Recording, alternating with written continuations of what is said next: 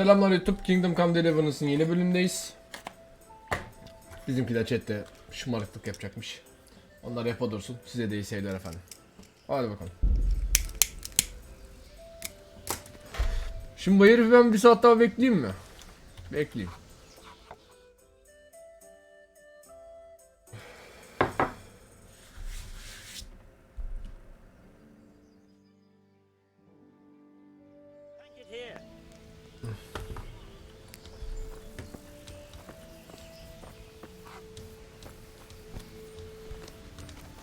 Bak bu herif şey yapmadıysa ben bunu bıçaklarım ama artık ha, yeter.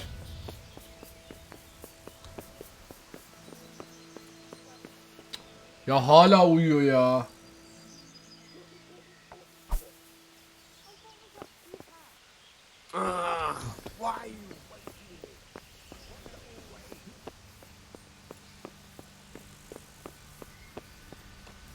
As you wish. Şuraya biri gelsin de oyun oynayak ya.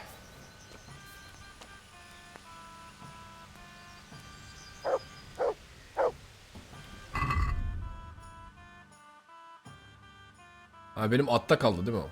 Doğru. Kalk.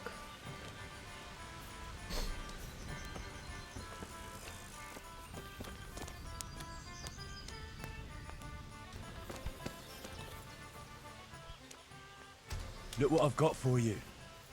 You'll love this. Al. Gel bakayım. A tanker there.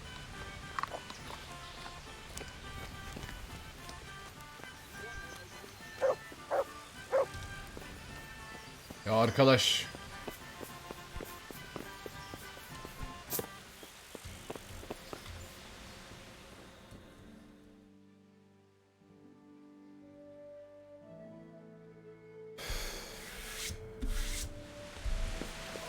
Hala uyuyor ya.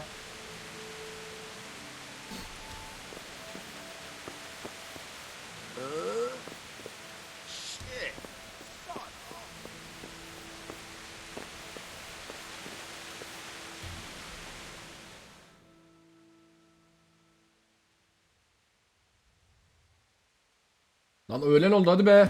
İşim gücüm var. Bu sefer de çıkıp gitmiş.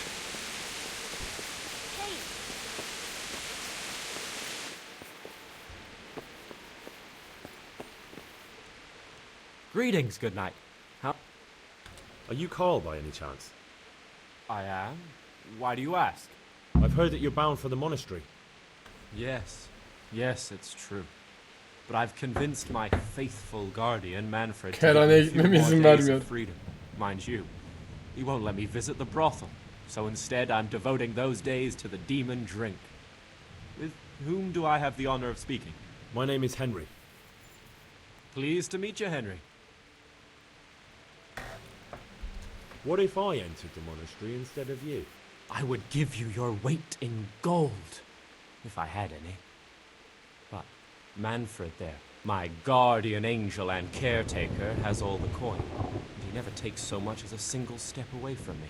If you help me get rid of him... He's been listening to us the entire time. So what? Listen, friend, let's raise a glass. Manfred here's a sleepy old goat. We can talk once he dozes off. Please, get rid of him for me, any way you can. Take care. God save you. What can I do Bir for you? saniye. You're Manfred, the young lord's guardian? Indeed I am. Why?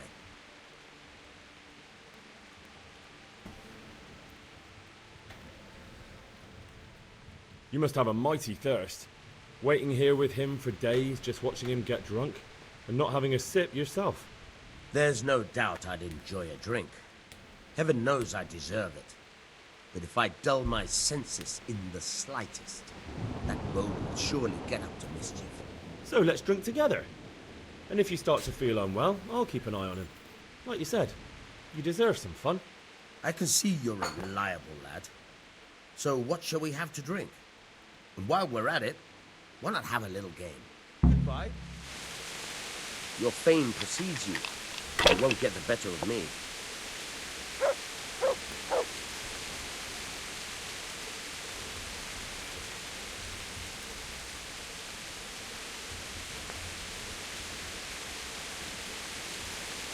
You can throw again, you know.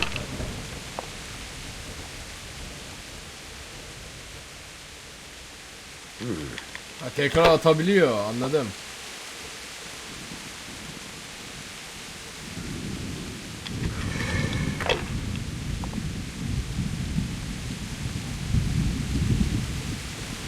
Discipline.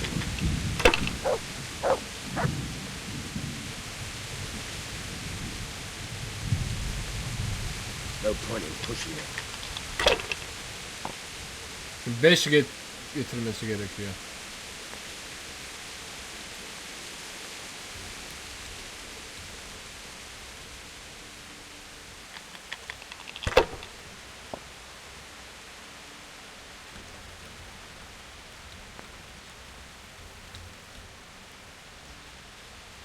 Use your head, man.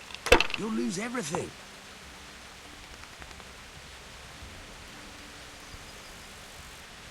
Anladıysam arabalıyım. Not afraid of anything, eh?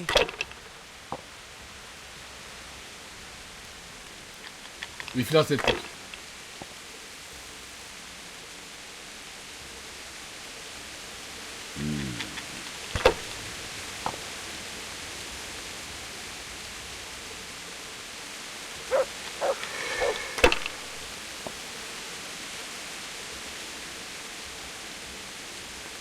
We'll see. Oyun çok karmaşık, çok çözemedim bunu. This'll be the one. Bunda kasa yok. Ne yapacağız? I don't believe it.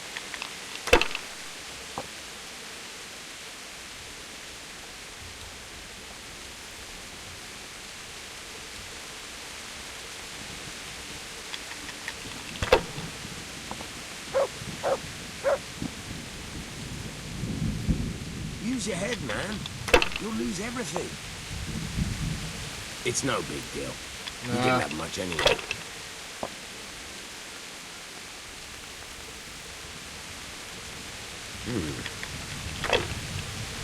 Ya Allah belanı versin. Bir dakika, ben YouTube'a çekmemişim şunu. Böyle yapalım.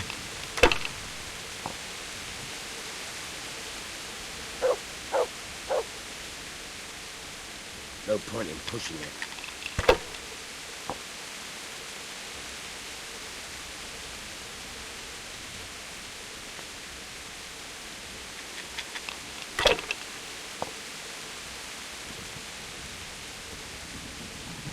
If I was in your shoes, I'd pass while the going's good.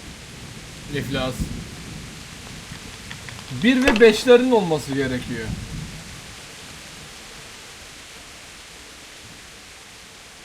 Nasıl seçtin lan hepsini? Oh no!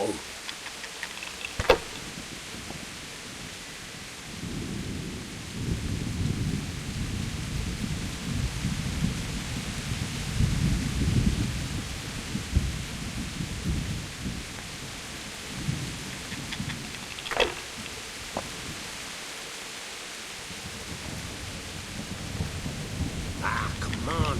It's time I had a throw. Ah.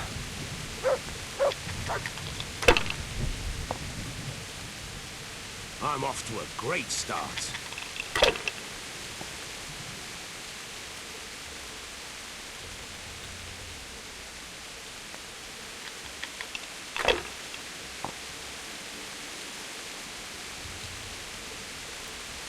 Use your head, man. You'll lose everything.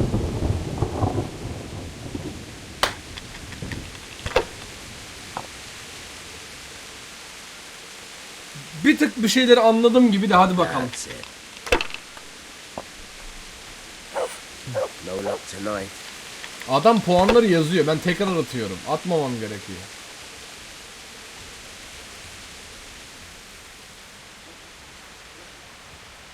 Çak bir daha. Hadi oğlum.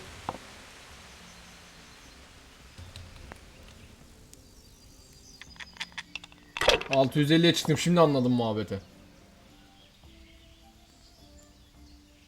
Ben normalde bayağı puan kastım da zarları bitirmeye çalışıyordum. Böyle değilmiş demek ki. Now you. 4 tane altı mı? I hope 1200. that's the end of it. Hadi oğlum. Pull me an ale.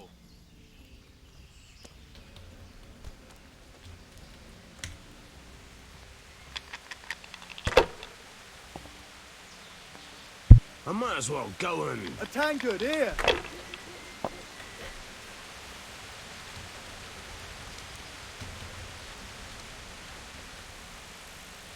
Tekrar at. One ale over here. Not İkiler so bad after all. 3 vardı orada. 3'ü yazardım.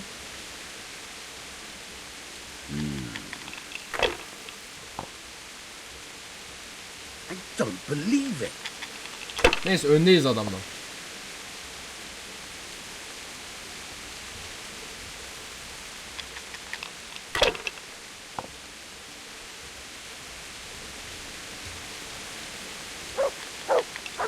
...2450 az kaldı oğlum, az kaldı, yeneceğim seni. This'll be the one.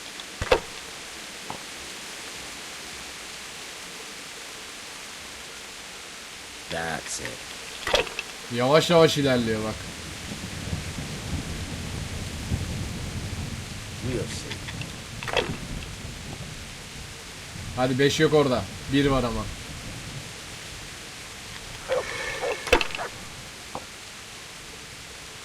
Cursed luck. 4 tane biri gördüm. Oy, puanla geç. 4450. Here you are, and good health. I've had enough. You said you wouldn't drink today. Silence. I'm going to sleep. Here's a few coins. Have fun. Tomorrow, we're going to the monastery. Is that clear? Couldn't you give me more? This isn't even enough for a toothless one. It's enough for beer. Good night. Güzel. Karl, ne haber? Dostum, lanet olsun adamıma. Bu para dişsiz orospuya bile etmez diyor. Nasıl bir laf lan bu?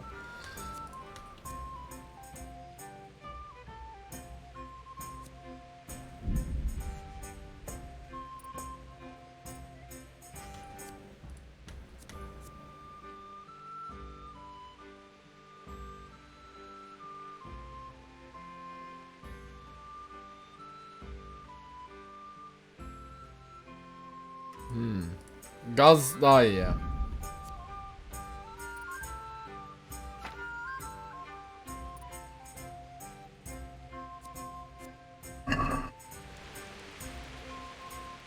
Manfred's taken care of, just as you wanted. Thank God. He won't let me out of his sight for a second, and he's itching to get me in the monastery so he can head back home. Why are you being sent to the monastery? Like every lusty young lad, I'm fond of fair maidens, but I got too fond of Ben one, de and let's çok just bayıldım ve o say şey hamile kaldı. indisposed for 9 months. But they don't send you to the monastery for that. They do when it's the daughter of the Tımar Lord. of Lord'unun York. kızı. Shit. Shit is putting it mildly. The Lord of Bukovo was less than pleased. He knows he'll never marry off his daughter now, so he gave father a choice.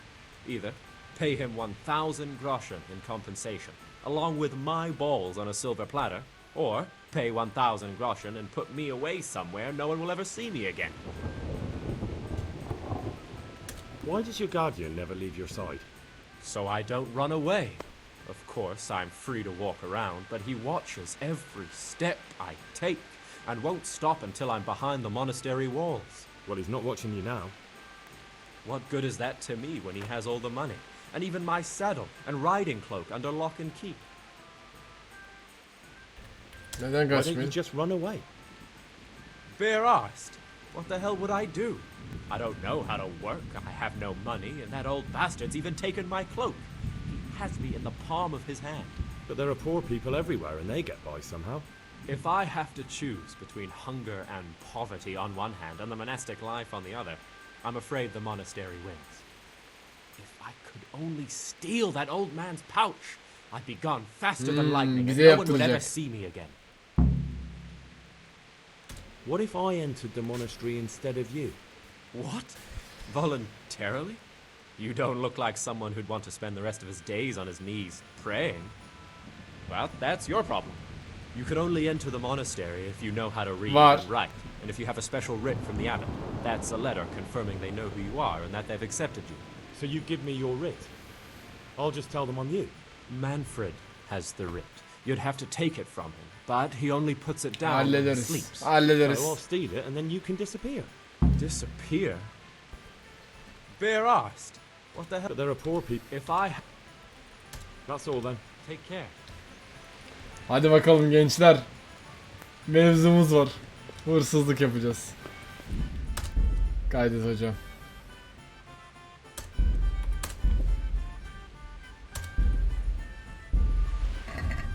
Bir tane cila içkisinden içeyim de. Sarhoş olmayalım. Haram mı? Oğlum adamın parasını adama vereceğim aslında. Pek de bir şey yok. Çekil şuradan.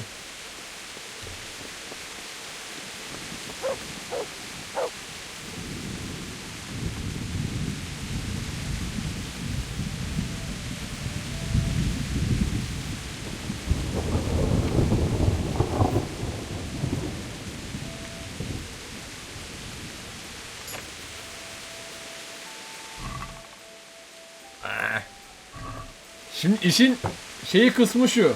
Ben yan kesicilikte hiç iyi değilim.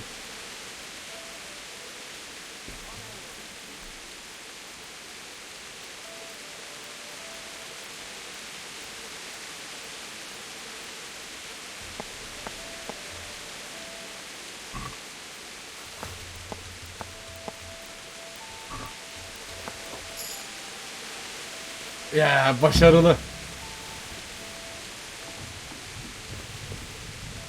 Güzel.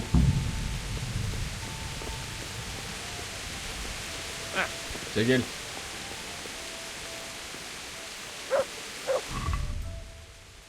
Mis gibi. Mis gibi acı.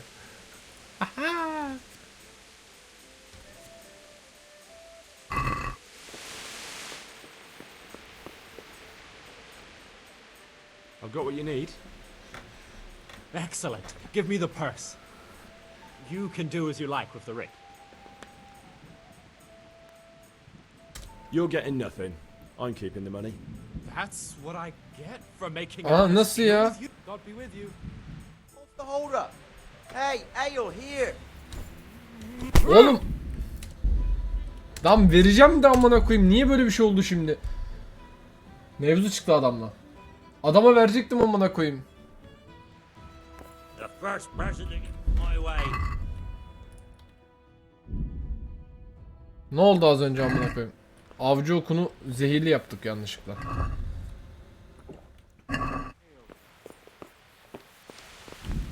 Dur avcı okunu zehirleme. Niye öyle oldu ya?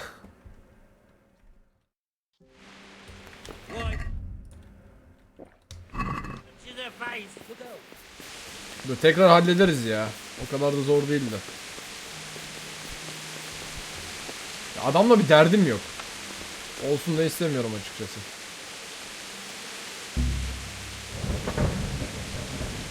Ananı sikeyim.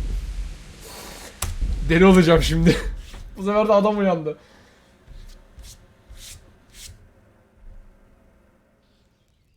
What are you gawking at? Want a punch in the face? Döverdim de seni, işim gücüm var. Yeah, give me a minute.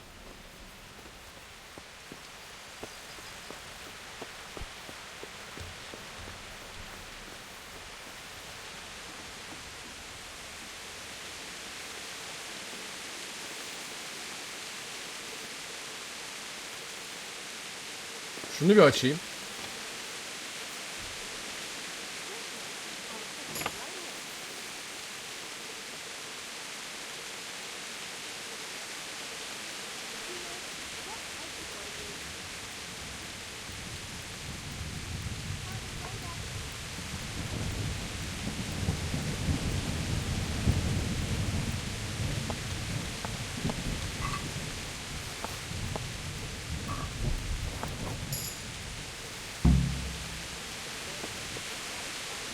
Başardık.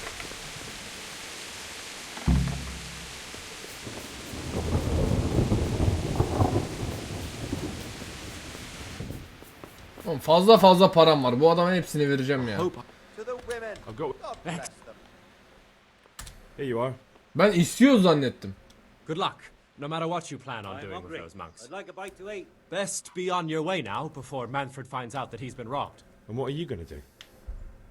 Get my things together and disappear. I want to be as far away as possible before that old man even knows I'm gone.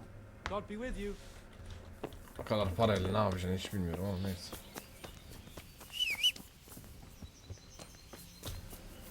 Yeah.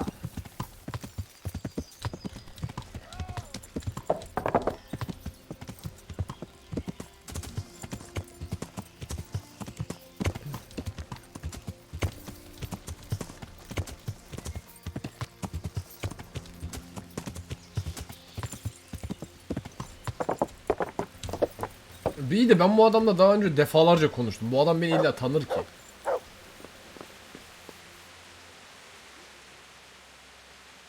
I'm Carl. I'm supposed to enter as a novice. We expected you sooner. Weren't you supposed to come here with your guardian? It's been so hectic lately, people will keep turning up out of the blue.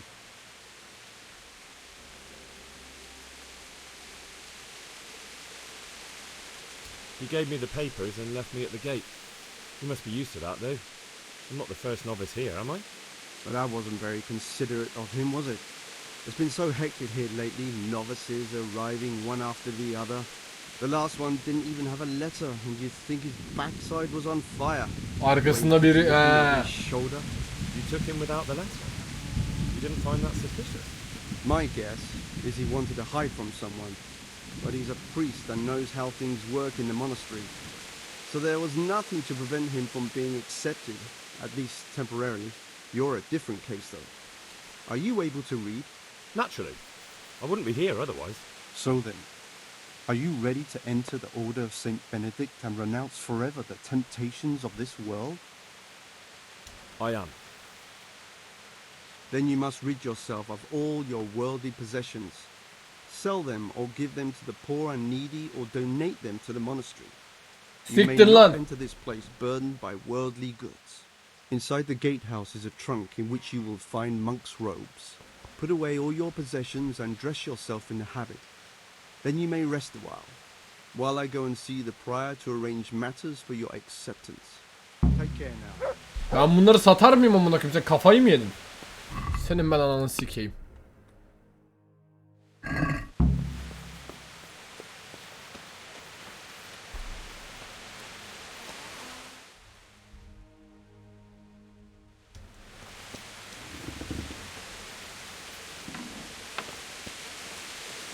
Strange feeling being without all of that.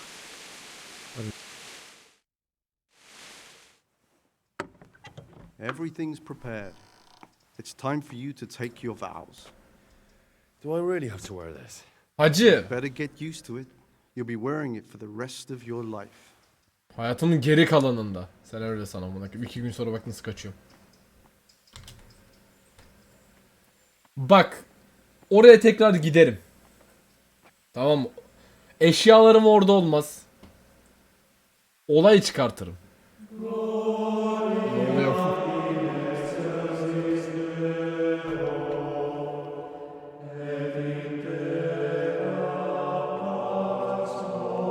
YouTube için önceden uyarayım. Geriye sarabilirim oyunu. En azından hançerimi alsaydım yanıma ya. Abi daha dün karı sikiyorduk.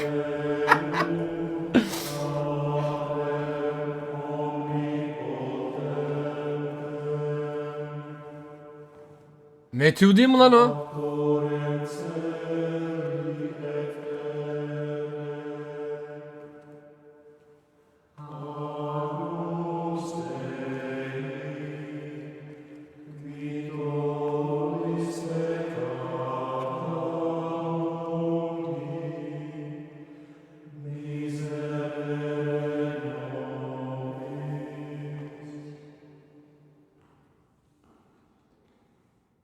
Brothers in Christ, We have gathered here today to welcome a new novice into our midst. Dear brother, forget your former life and embrace your new Hoş geldin vocation tekrardan. in the community of the monks of St. Benedict. Opus Dei, obedientia, obprobria, the service of God, obedience, and endurance of all discomfort. These are the cornerstones and succor of our order, which on this day shall become your own. Suscipe me, Domine, secundum eloquium tuum, et vivam, et non confundas Adam bana me, ilahi okuyor, ben bakıyorum suratına. abendatione mea.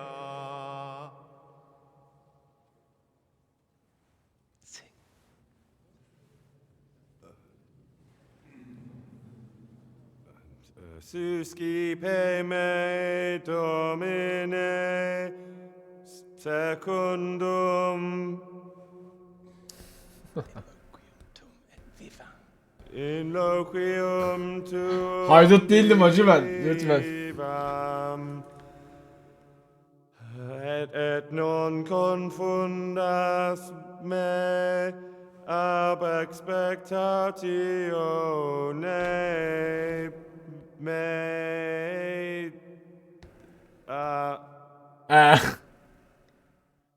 Accept your new name, Brother Gregor, and wear it with honor. Gregor mu? Welcome, brother.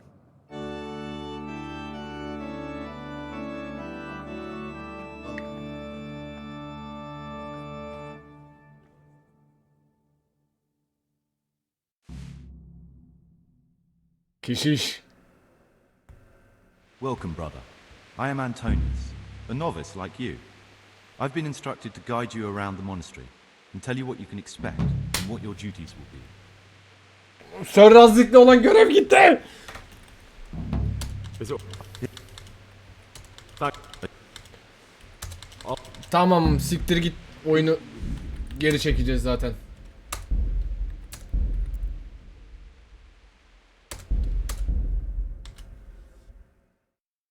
Ya atlarız bir daha ya, bir şey olmaz. Ben şimdi bu orospucundan bir daha malzeme çalacağım değil mi? Evet. Zırhımı alacaklar benden. Neyse.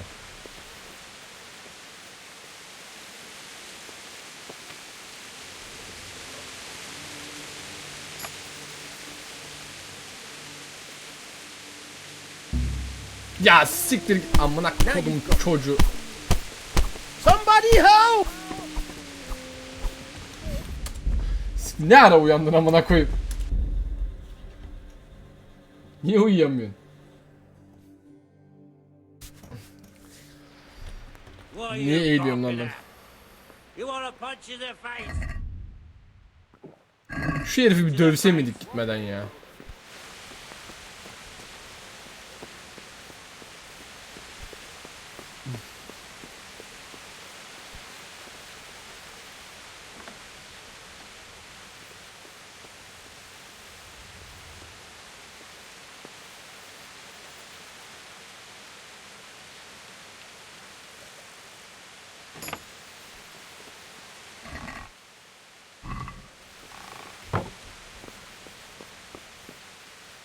Bu niye uyandı lan? Is someone there? Ya abi. Of.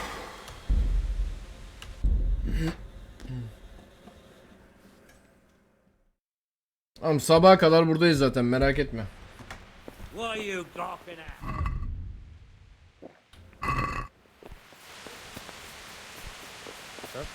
Hı?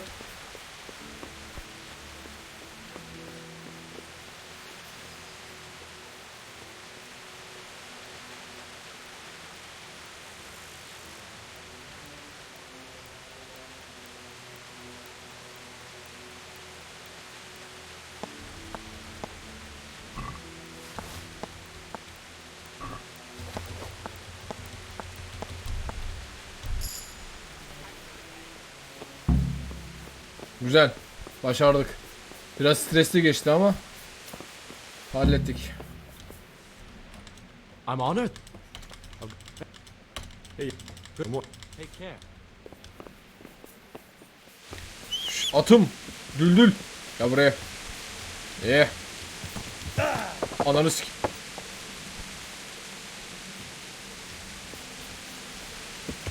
Atlan binerken düştük.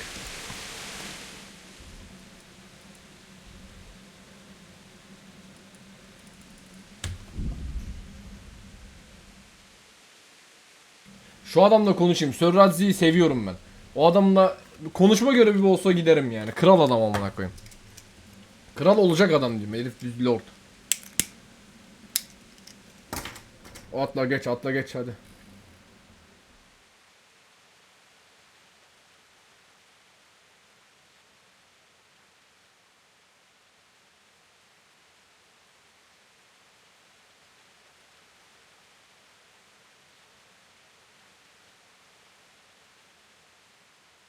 Derebey oğlum o.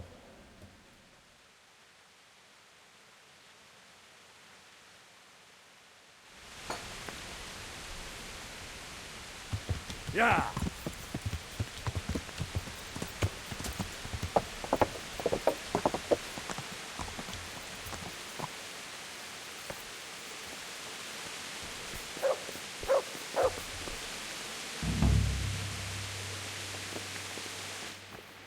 Kobayla. God bless you. Sir, this investigation into the Neuhof massacre, it's getting a bit complicated. What have you found out? I tracked down a gang of robbers who recruited killers for Pribyslavitz. That's excellent. So far, not much. If I'm going to infiltrate them, I have to do what they say. That means murdering one of their former cronies, a fellow they call Pius. Apparently he was at Neuhof too. You have to kill a criminal to prove yourself to them? Huh. I don't much like the sound of it. That's not the worst of it. This Pius is hiding out in the monastery pretending to be a novice. I'd have to get inside the cloisters to get at him. Good God above, that's another matter entirely. They don't let just anyone into the cloisters, and the abbot won't give up any of the novices. Secular law has no jurisdiction inside the monastery. But this is the second time that something untoward has happened there. First the counterfeiters, now this. I'd be glad to have someone take a look inside.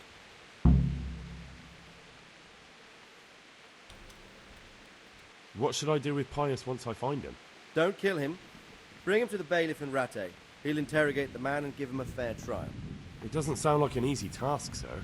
Getting into the cloisters, finding Pius, and then getting him to the bailiff. Far from it, lad. But I have confidence in your abilities.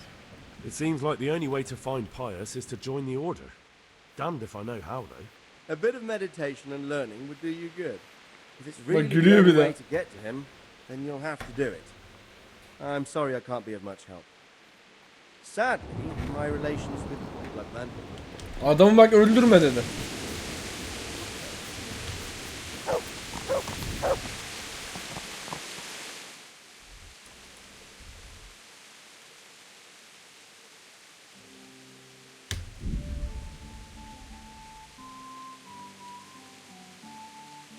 Hacı ben eşyalarımı şeye koyarım ha. Ata koyarım, atla dursun. Zırhımdır, kılıcımdır.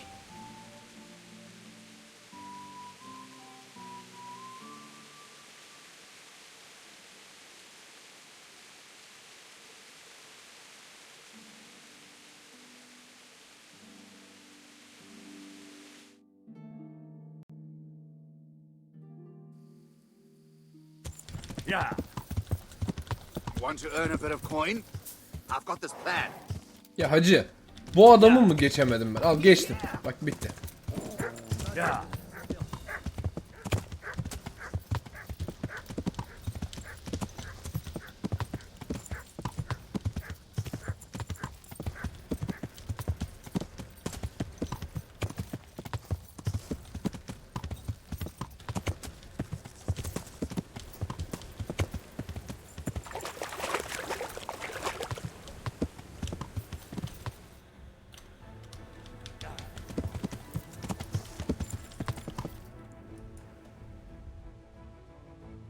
DLC'ler bende var ya. Almışım zamanında.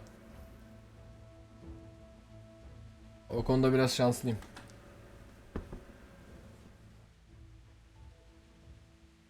Allah bilir ben bu oyunu ne zaman aldım ya.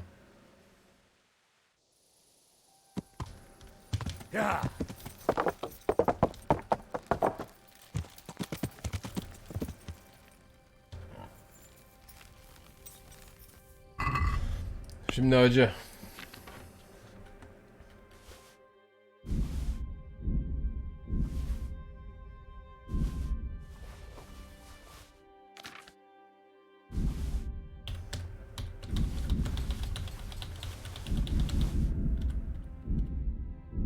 Atın daha da fazlasını taşıyamaz mı? Ne yapacağız?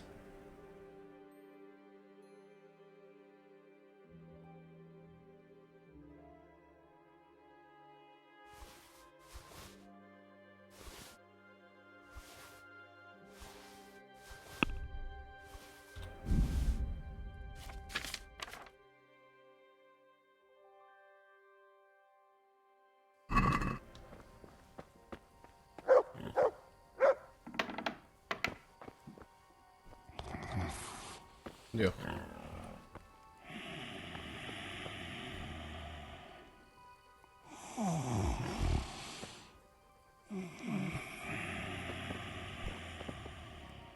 Oğlum bu ayakta mı uyuyor?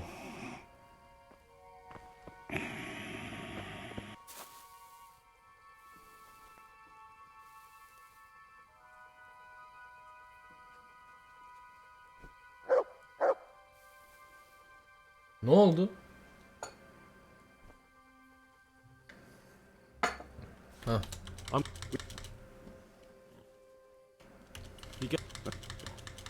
So that. Take care now. Strange food. Everything's prepared.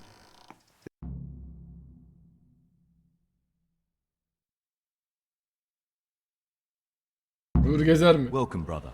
Huh. I am Antonius, a novice like you. I've been instructed to guide you around the monastery and tell you what you can expect and what your duties will be. Thanks for helping me out during the ceremony. I had no idea what I was supposed to do. You don't know Latin, do you? Don't worry. Work in the scriptorium will teach you fast enough. Why exactly are you here? Was it your choice? Or did someone force you to come?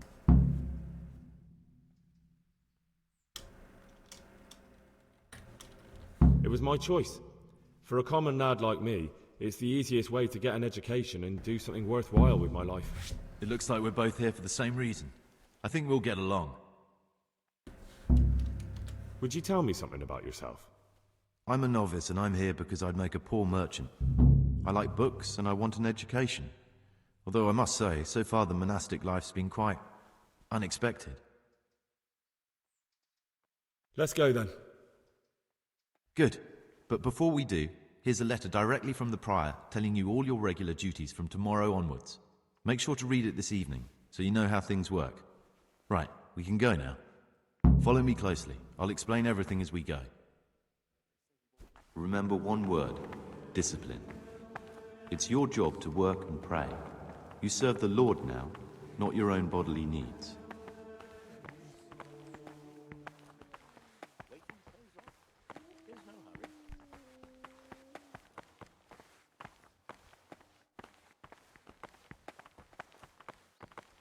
God be with you.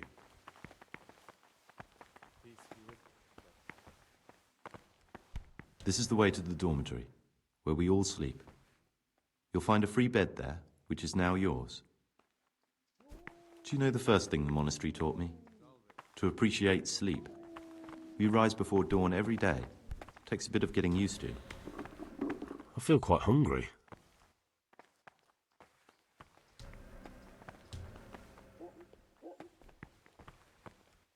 Salve.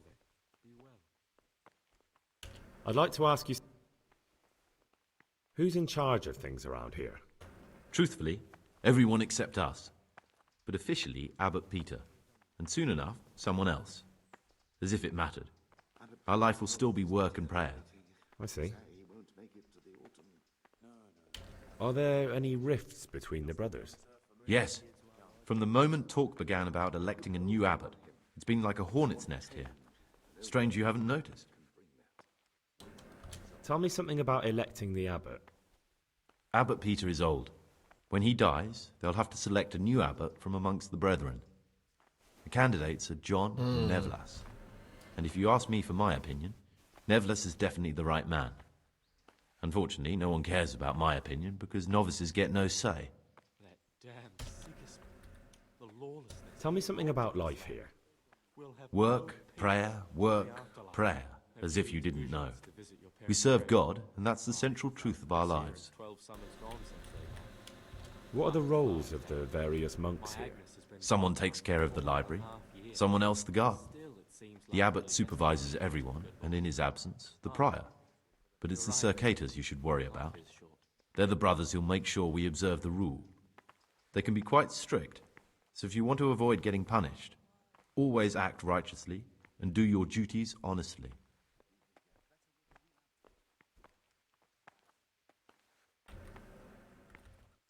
Who would you choose as the new abbot if you could? Why should I even think about that when I don't have the right to vote? Gregor, don't go poking your nose into other people's business. You'll sleep better at night.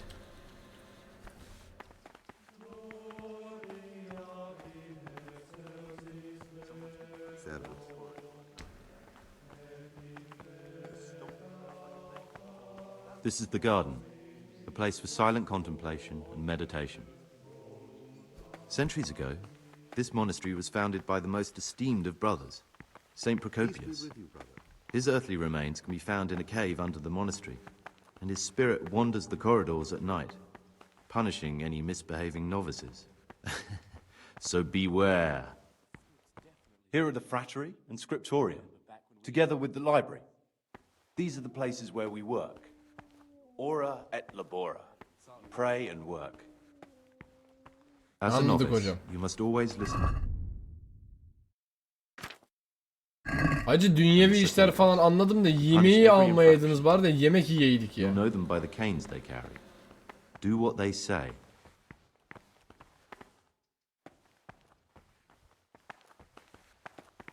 This is the refectory, where we come together to eat.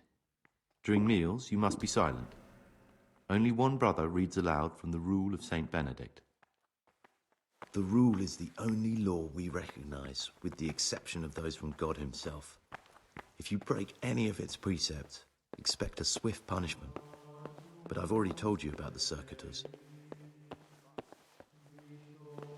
Reis senin üstün bayağı kirlenmiş yalnız ya. Bir temizleneydin. Kütüphane galiba burası. The library, the pride of our monastery, a trove of learning. We don't just read books here, we also copy them. You too will learn how. And that's all. Today you are still free from duty, but tomorrow you begin work like the others. If you need anything, ask any of the brothers. We will be glad to help you. And I recommend you get to know the other novices. You already know me. Then there is Siskin, Yodok, and Lukas. Thanks for showing me around. There's a lot to learn here.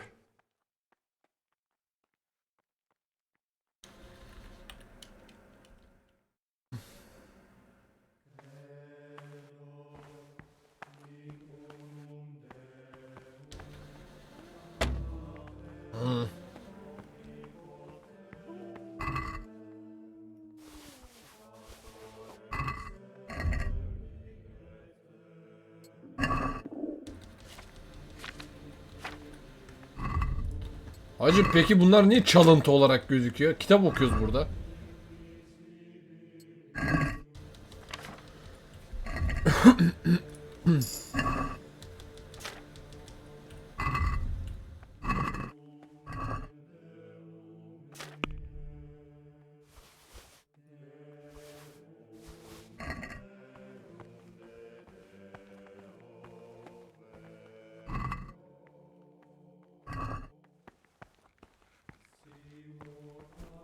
Forbidden books must be in that cabinet. Tamam, yasaklı kitaplar var orada. Hocam normalini aldığımda da caz yapıyorsunuz. Ben anlamadım ki bu işi.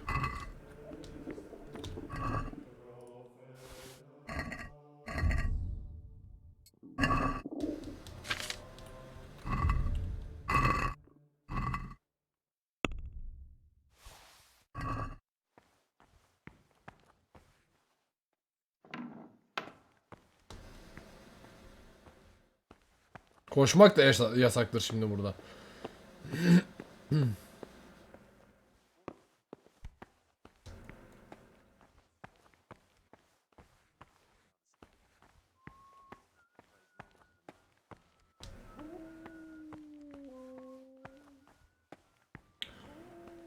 Acaba maymuncuk bulabilecek miyim?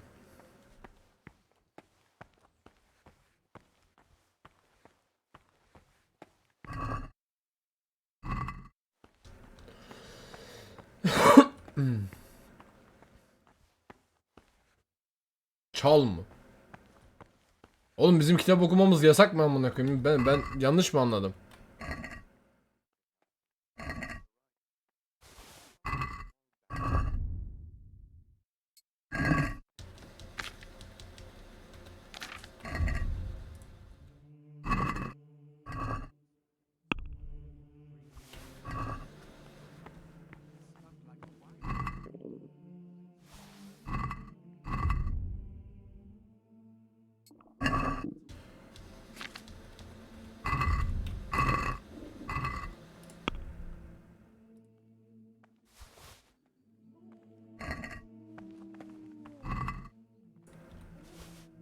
Lüksem... Aha!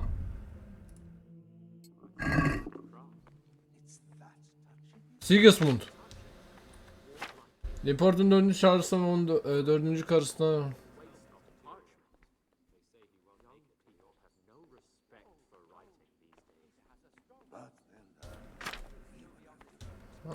Okey. Dur, bunu okumamda sıkıntı var mı? Yok, çalıntı olarak gözükmüyor. O zaman okuyacağım, merak ettim bu pezevengi çünkü. Kızıl saçlı doğmuş olması ve gençliğini tekrar kanıtlamış olması kurnazlığı sebebiyle hayatın ilerleyen kısımlarında özellikle düşmanları kendisine hitap ederken kullandığı kızıl tekili lakabını almıştır. Sigismund eğitimli ve popülerdir. En büyük tutkularından bir tanesi turnuvalarda boy göstermektir ve 7 dil konuşabilir. Oha! 787 yılından beri Macaristan Mary ile evlendiğinden beri Macaristan kralıdır. Mary'nin Sigismund'la evlenmeden önceki Orleans Dükü'nün nişanlı olması sebebiyle birçok Yunan tarafından Sigismund'un Mary'i adil olmayan bir şekilde kabul ediyor aldığı söylenir. Her ne kadar olmuşsa da Macaristan üzerindeki hakkını başarılı bir şekilde savunmuştur. Daha sonra kardeşi Wenceslas'ın ülke yönetimini gören Sigismund lordlarla böyle yapmaya başlıyor falan filan. Sessiz okuyacağım.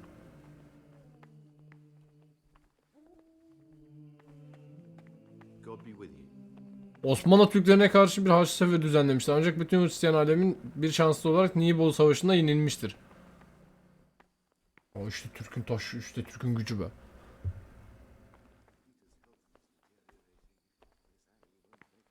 Someone really reeked at Matins.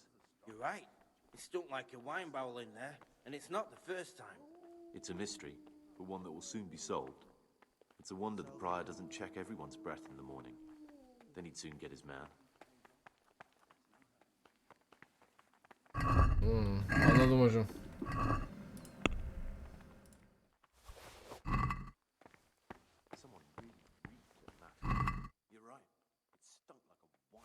Yakmış da bisik yiyememiş amına koyayım. Anasını sıkmış bizimkiler.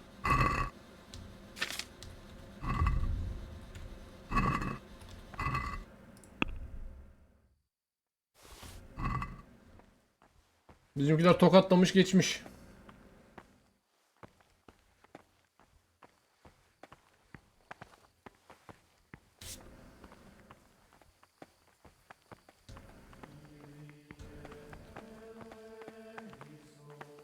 I'm Gregor, a novice. I saw you at the ceremony.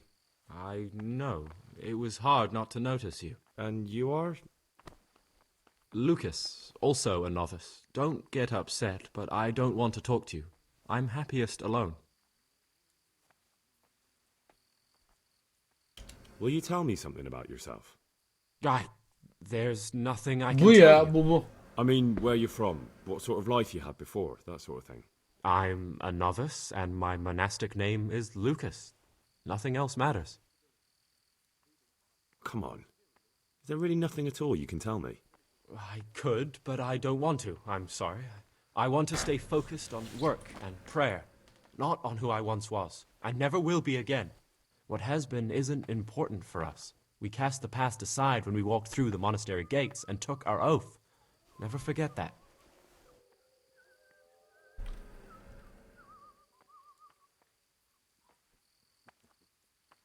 I'd like to ask you something. Tell me something about life here. Prayer, work. Arıyorum lan. There's something I should tell you. You're looking for someone? But you're a novice, aren't you? I am a novice. At least until I find the man I'm looking for. Why would you be looking amongst monks? You know, the laws of man aren't valid here. In the cloister, we're subject to divine law, the law of the church. I'm looking for a footpad who's hiding out here in the monastery. He had a hand in raising the Neuhoff farm. He's taken many lives. I heard something about that. But why are you telling me all this? Because you could help me. It has to be one of the other novices. That can't be. Have you told the prior? What are you going to do to this man once you find him? Talk to him. Then I'll see. Do you have any idea which of the novices could be the imposter I'm looking for? I don't know, and I don't care to know. I wish you'd never told me. Now I won't be able to sleep at night.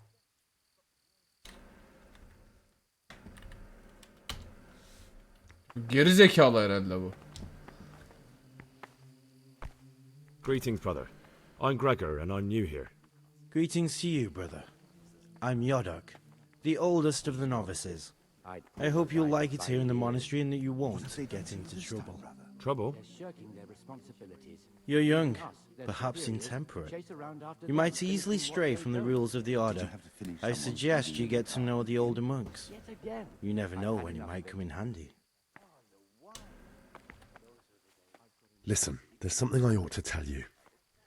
There's a dangerous criminal hiding in the monastery, and I came here to look for him. Ha! I knew it! He's a villain. Who are you, though? Oh, it's better not to ask, isn't it? It's always safer not to ask. Never mind that. Who's a villain? That's Siskin. I always thought he was an odd one, the way he carries on. But now it makes perfect sense. He's a criminal fleeing justice. What are you talking about? You clearly know something I don't.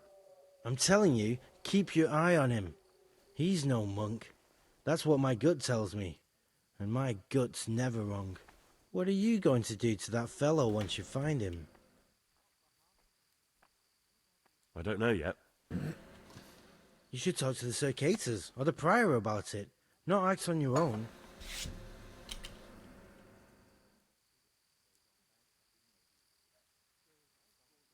I'm interested in the other novices. Do you know anything about Antonius? Only that he came to the monastery voluntarily, because he didn't want to work in his father's shop. Antonius is all right. You can rely on him. He won't betray your confidence. He's always happy to help, which is more than can be said for the other brothers. I'm interested in Lucas. Nobody knows much about Lucas. He keeps himself to himself. If you ask me, he's got something to hide. I'd keep well clear of him if I was you. Do you have any grounds for suspecting him of something? Quite a lot. And also none at all. The Circators who make the rounds despise him, and they'd never punish anyone without cause.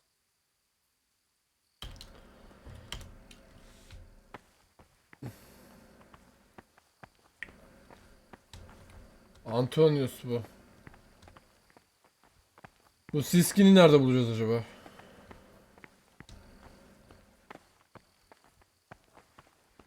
Ben gidiyorum uyumaya.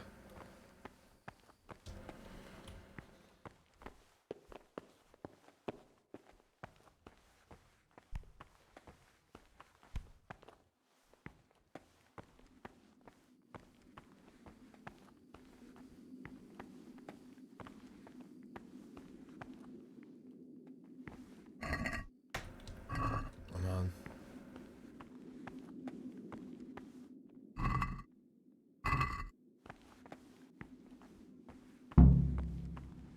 You've seen us drinking here, so either join in or swear you won't tell a soul.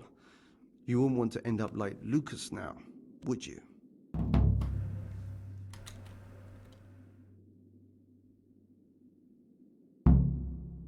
I don't want to drink. I'll leave you to it. Off you go then. You can come back and join us any time. But if you say a word about what you've seen here, you'll regret it.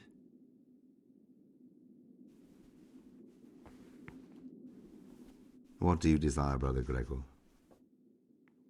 What are you doing here? What does it look like, drinking? But we're all monks. Youngster, when you're as old as I, you'll understand.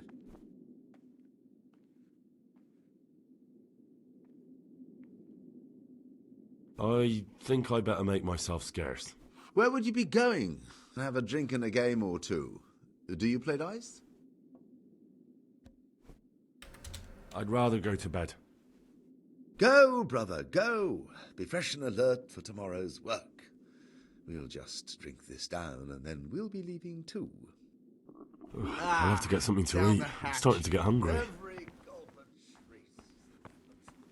Adamlar burada içiyormuş lan.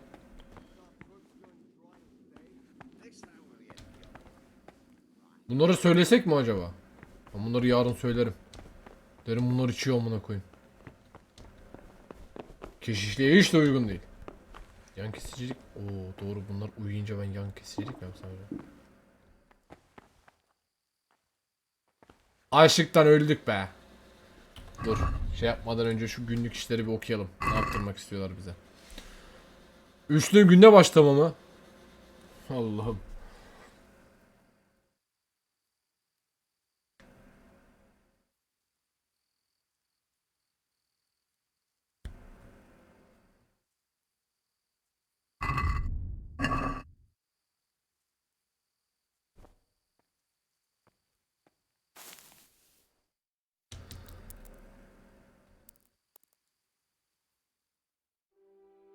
Tamam başlarız. Başla olsun dedik ama bu ne lan? Saat 3'te güne mi başlanır?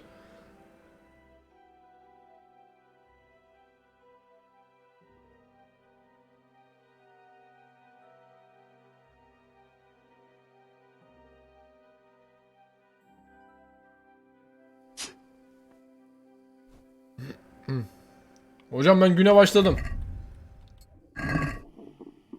4'te sabah duası. Bunlar hala uyuyor. Hani güne başlayacaktınız? Şunlardan birini...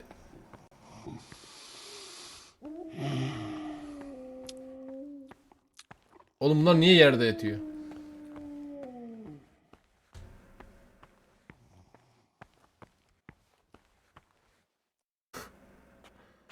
Ah şöyle.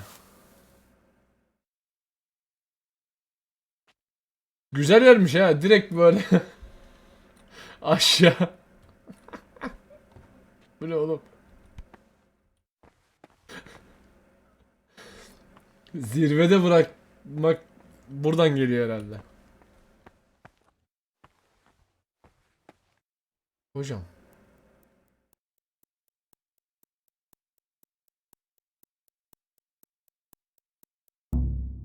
Ah sikeyim. Uyandı piç.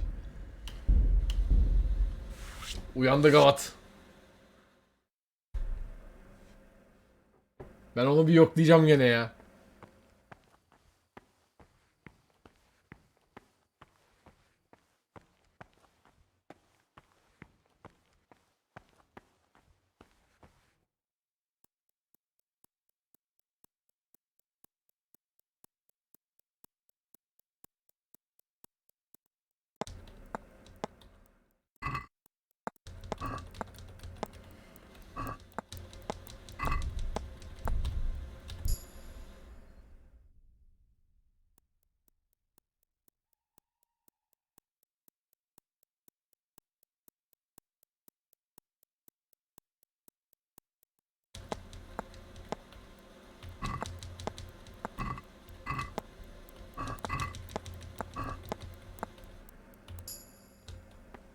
Yok acı bir şey çıkmadı adamın üstünden.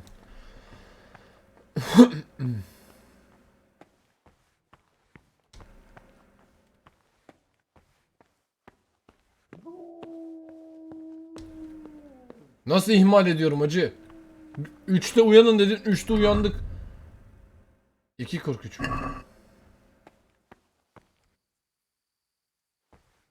İyiydi, ben 3'e kadar seçtim.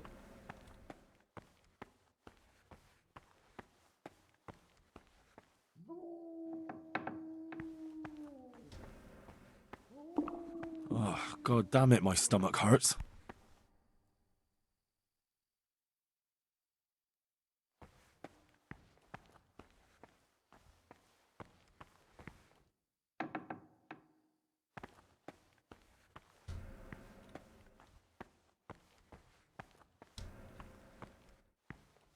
Şş, kalk lan kalk.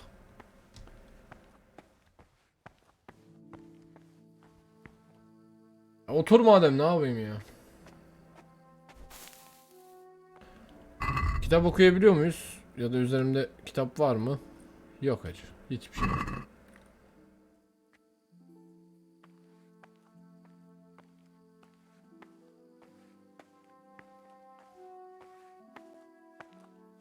Günaydın paşam. Hadi 2.59.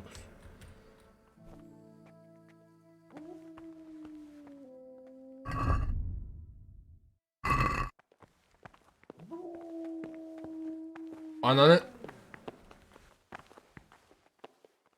Keşişler gidiyor, ben de gideyim. Yok ağaç yok.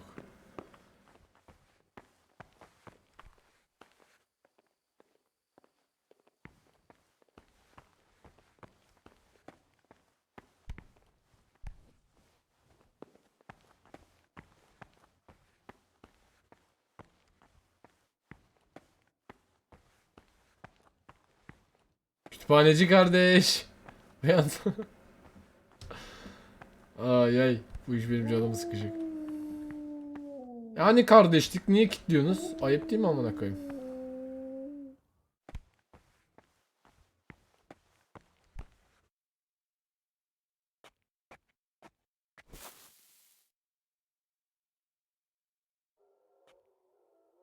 Ben anlamadım acı bu işi.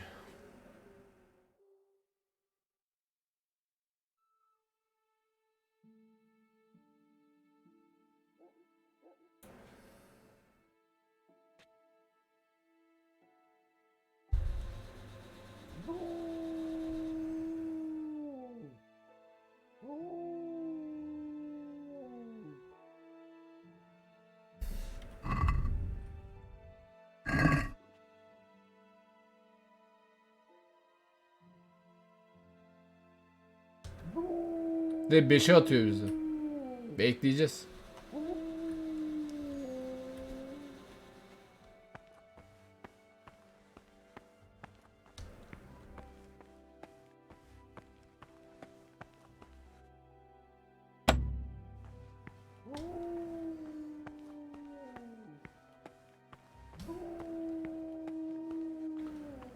O nöbetçilerle oturup içsem acaba ne olurdu?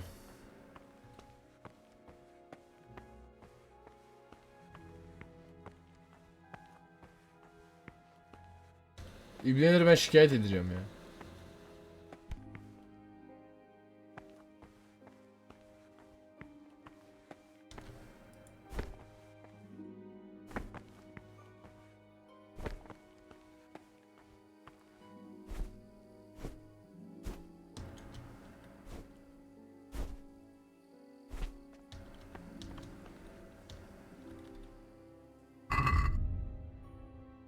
Hacı.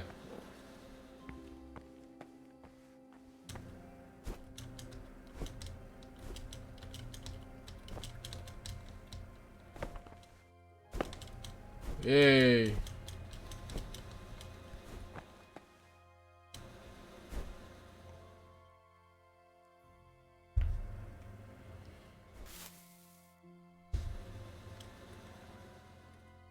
Bu iş benim canımı sıkmaya başladı. 10'a kadar mı? Oğlum 3'te uyanış diyor. Günlük rutini şey yapıyoruz. Baksana, günlük programı ihlal ediyoruz. Koşalım, kendimize gelelim ya.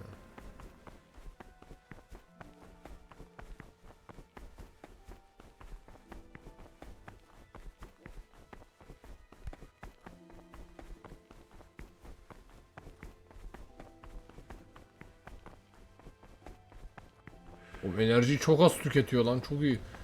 Zırhtan dolayı demek ki. Çok hızlı enerjimiz gidiyordu. Uyandın demek sonunda. Saat kaç? 3:58 şükür.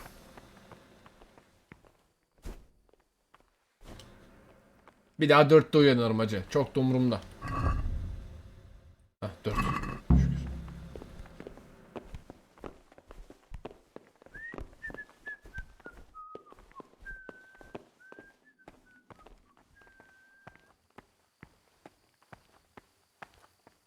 Kıdemlim.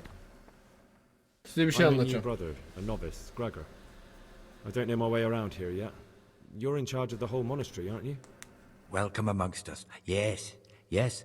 The Lord wanted me to take over the abbot's duties in his absence, but mainly I'm a servant of İyi God, geceler o just zaman. like you and all the other brethren. Before God, there's no difference between us. How do you like it here? It's wonderful here. I'm glad to hear it. May your enthusiasm last.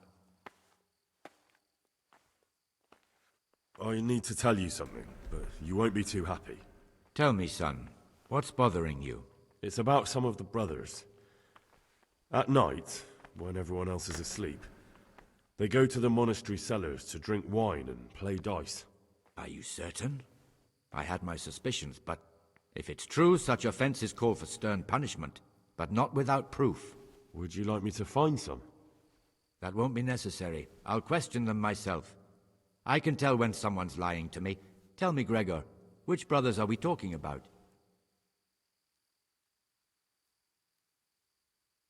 The Cicators, Stibor and John. The Circators? That can't be true. For the love of heaven, John's declared himself a candidate for abbot.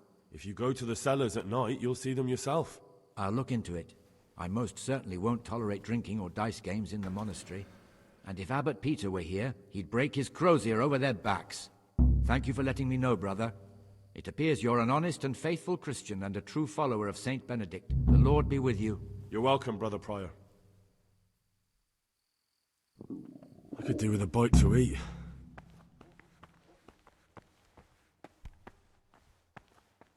Bildirdim zaten.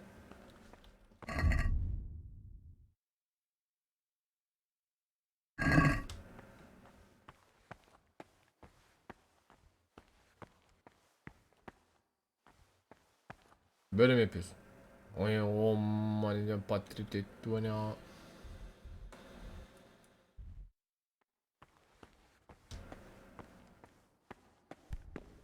Arılan eteğinde.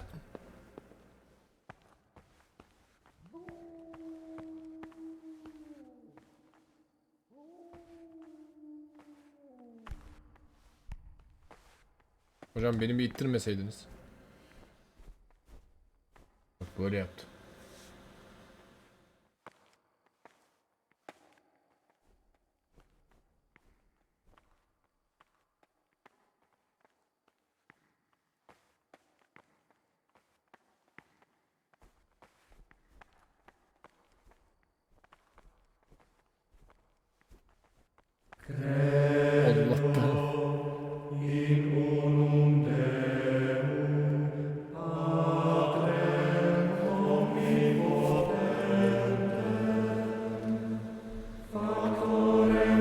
Fuck dedi. Ayıp.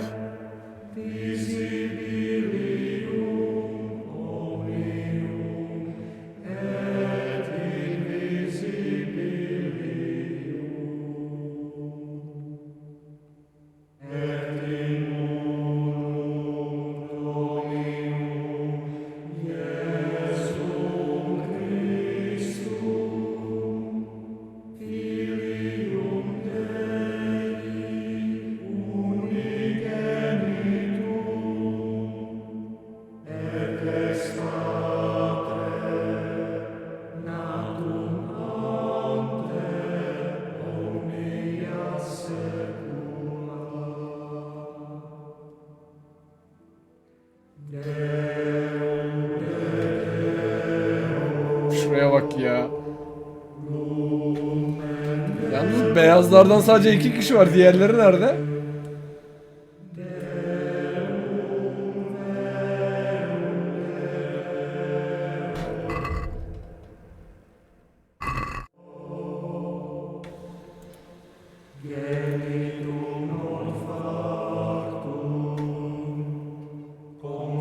Ben bir lavaboya kadar gideyim, bunlar okusun ya.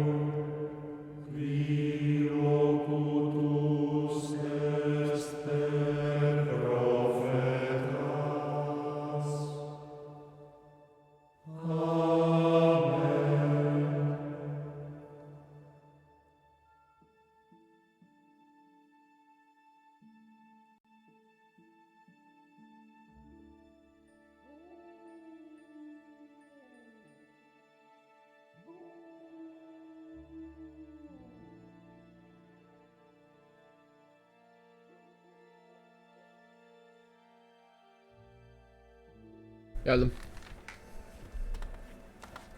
Ne oldu, bitti mi okumanız? Saat kaç? 5:53. Hadi yemek. 6'daymış yemek. Heh.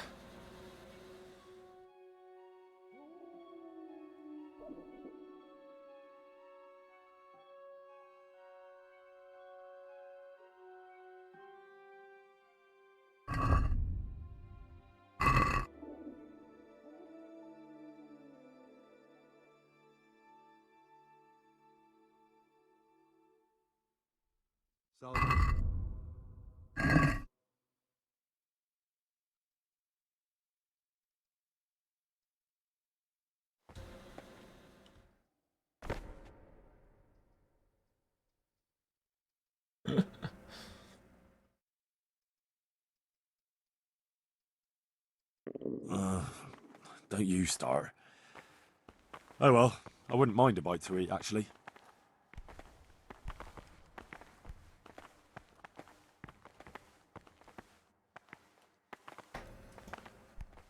Tiplere bak, tiplere. Hacı ihmal falan etmiyorum bak, delirtme. Ha? Brother, Ne oldu? where were you during Mass? Don't tell me you didn't know that Holy Mass is the foundation on which your life here is built.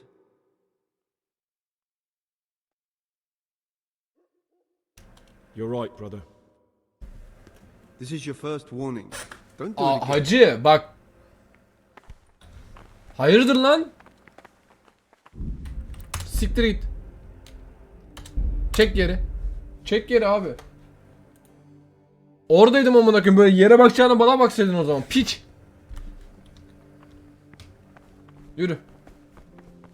Ne, ayini başlatmak için bir şey mi yapmam lazım? Ne yapmam lazım? Anlamadım ki. Ne ya, ne? Al. Haleluya, ne?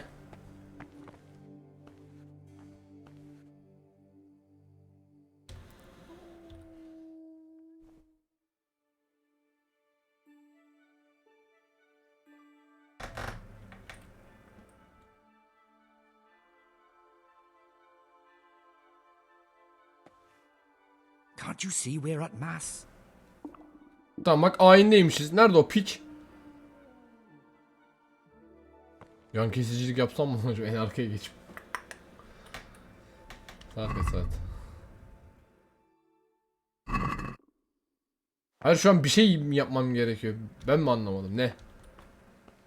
Al, ayin al.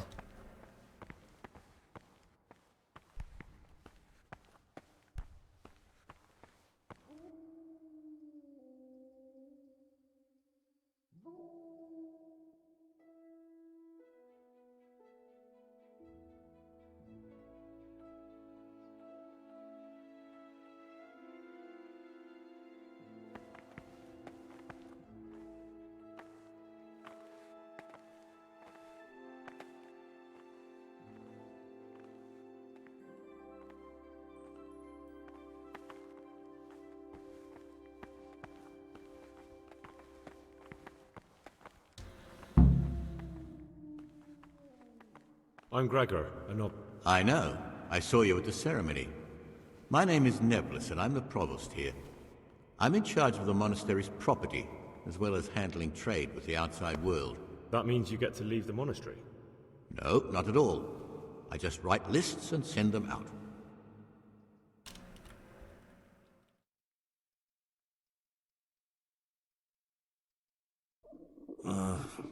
Don't you start.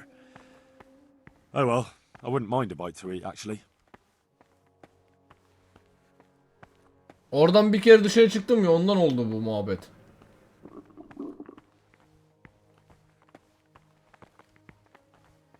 Kalesinin çayırlarında yürüyor sanki böyle. Açılımdan yemek var. Therefore, when anyone receives the name of abbot, he ought to govern his disciples with a twofold teaching. That is to say, he should show them all that is good and holy, by his deeds even more than by his words, expounding the Lord's commandments in words to be intelligent among his disciples, but demonstrating the divine precepts by his actions for those of harder hearts and ruder minds. Hacı bize yemek yok mu be? Abbot should always remember what he is and what he is called, and should know that to whom more is committed, from him more is required. Let him make no distinction of persons in the monastery. Let him not love one more than another, unless it be one whom he finds better in Yemeksiz olan yerlere oturtturuyor. And let him not shut his eyes to the faults of offenders, but since he has the authority, let him cut Oğlum off harbi açım lan. faults by the roots as soon as they begin to appear. Remembering the fate of Heli, the priest of silence. The well-disposed and those of good understanding, let him correct with verbal admonition the first and second time. But bold, hard, proud and disobedient characters, he should curb at the very beginning of ill-doing by stripes and other bodily punishments. Knowing that it is written, the fool is not corrected with words.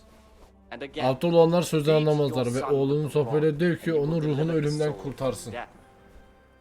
The rule of Saint Benedict.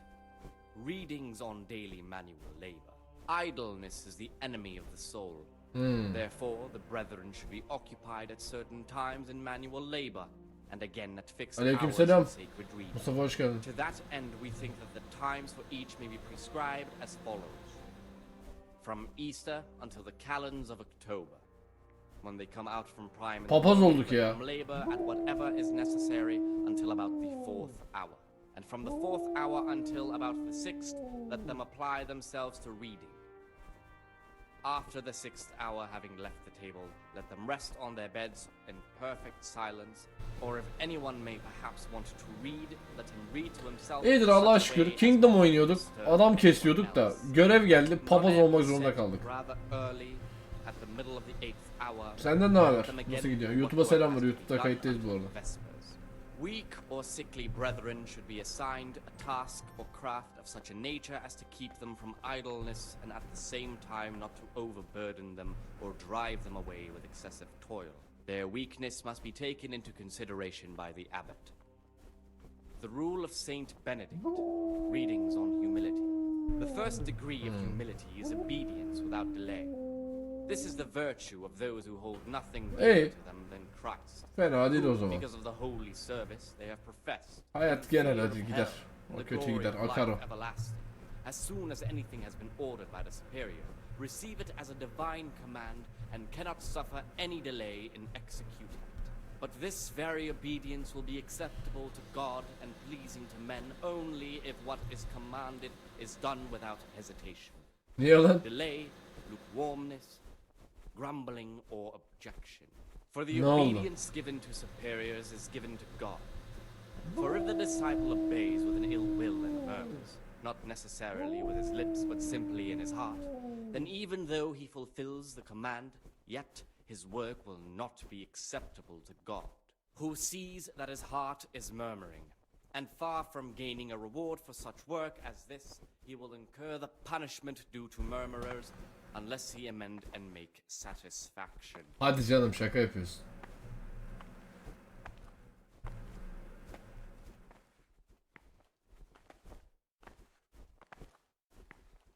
Şaka yapıyor.